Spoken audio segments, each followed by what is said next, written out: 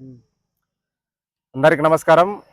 మేము ఈరోజు భారత కమ్యూనిస్ట్ పార్టీ తరపున మరి మల్దకల్ మండల కేంద్రంలో ఉన్నటువంటి మొక్కజొన్న సీసీ కేంద్రాన్ని సందర్శించడానికి రావడం జరిగింది. అయితే ఇక్కడ రైతులు మల్దకల్ మండల కేంద్రంలో ఉన్నటువంటి మొక్కజొన్న సీసీ కేంద్రంలో దాదాపు ఈయన రైతు పెద్దాయన నాగరదొడ్డి గ్రామస్తుడు. ఈయన వచ్చేసి దాదాపు 20 రోజులు అయిందంటే ఇక్కడికి వచ్చేసి మార్కెట్ యార్డ్కి అమ్ముకోవడానికి.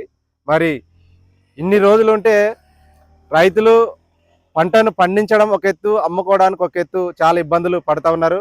కాబట్టి దయచేసి ప్రభుత్వం వాళ్ళు, ఈరోజు ఉన్నటువంటి ప్రభుత్వం నాయకులు, అలాగే ప్రభుత్వ అధికారులు రైతుల విషయంలో ఎలాంటి నిర్లక్ష్యం వహించవద్దండి. ఎందుకంటే మళ్ళీ వాళ్ళు రేపు ఒక 20 రోజులు ఉంటే మళ్ళీ కొత్త పంటకు జూన్ నుంచి కొత్త పంటను పండించడానికి ఎన్నో రైతు పనులు సిద్ధం చేసుకునేది ఉంటుంది. కాబట్టి అవన్నీ దృష్టిలో పెట్టుకొని దయచేసి రైతులను ఎలాంటి ఇబ్బందులు పెట్టకుండా ఈ మొక్కజొన్న ధాన్యాన్ని ఎప్పటికప్పుడు తక్షణమే కొని వెంటనే రైతుల ఖాతాలో నగదును జమ చేసి కూడా వాళ్ళకి న్యాయం చేయాలని ఈ సందర్భంగా భారత కమ్యూనిస్ట్ పార్టీ నుంచి డిమాండ్ చేస్తున్నాము.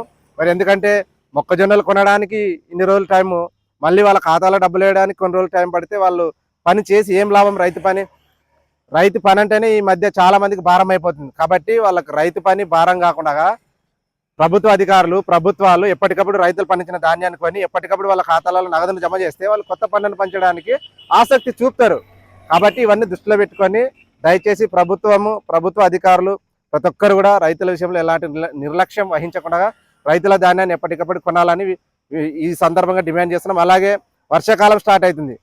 పొరపాటున ఏదో ఒకటి అనవసరమైన వర్షాలు పడినా కానీ ఆ ధాన్యం నానుతుంది, ఎన్నో రకాల నష్టమైపోతారు రైతులు. కాబట్టి ఇవన్నీ ప్రభుత్వము రైతుల సమస్యలను దృష్టిలో ఉంచుకొని వెంటనే ధాన్యాన్ని కొని వెంటనే ఈ ధాన్యాన్ని ఎక్కడొక చోట స్టాక్ చేసి మరి ప్రభుత్వము వీరికి తగిన న్యాయం చేయాలని సందర్భంగా డిమాండ్ చేస్తున్నాం.